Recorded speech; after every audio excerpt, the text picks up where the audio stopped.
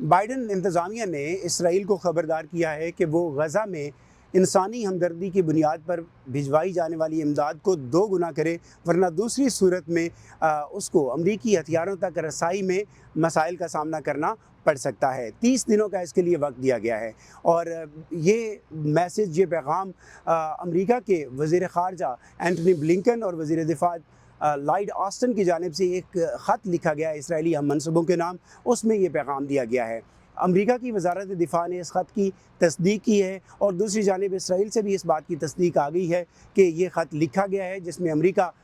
इस गज़ा के अंदर इंसानी हमदर्दी की बुनियाद पर भिजवाई जाने वाली इमदाद में कमी से मुतालिक अपनी तशवीश का इजहार कर रहा है और इसलिए वो दबाव भी बढ़ा रहा है। तो दोनों अतराफ़ से इसकी तस्दीक हो चुकी है। ख़त में ये भी कहा गया है कि ये लाजिम है कि अगर इसराइल जो प्री रेक्विजिट्स हैं अमरीका की इमदाद के लिए, उसके लिए ये लाजिम है कि रोज़ाना बुनियादों पर कम अज़ कम 350 ट्रक वो वहाँ पे गज़ा के अंदर दाखिल होने चाहिए हैं। वाइट हाउस के अंदर जॉन किर्बी, जो कि नेशनल सिक्योरिटी एडवाइज़र हैं, उन्होंने भी इस बात की तस्दीक की है कि ये ख़त दोनों जो मिनिस्टर्स हैं, दोनों सेक्रेटरीज़ हैं, यानी secretary defence and secretary state, उनकी तरफ से इसराइल को लिखा गया है। ताहम उन्होंने ये भी वाज़ेह किया है कि ये बात अप्रैल में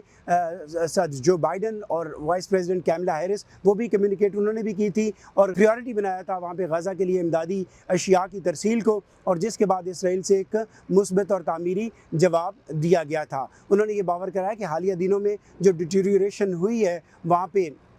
अजनास की तरसील के अंदर, इमदाद की तरसील के अंदर, उसके ऊपर वाइट हाउस को तशवीश है और ये पहले दिन से, जब से ये कॉन्फ्लिक्ट शुरू हुआ है, ये तरसील इस हवाले से ये तशवीश वाशिंगटन के अंदर मौजूद रही है और इस ख़त में भी इसका इजहार किया गया है। जब उनसे ये सवाल किया गया कि 30 दिन की डेडलाइन क्यों, तो उस पर उन्होंने कहा कि इसका जवाब जो है वो स्टेट डिपार्टमेंट वाज़ेह तौर पे दे सकता है। आपको ये बताते चलें कि ये स्टोरी एसोसिएटेड प्रेस ने एक्सियोस के रेफरेंस से की है, जिसने इस ख़त का खाका अपनी वेबसाइट पे भी शाया किया है। ये इसराइल हमास तनाज़ा गुज़श्ता साल 7 अक्टूबर को शुरू हुआ था, जब हमास के दहशतगर्द हमले में कम अज़ कम 1200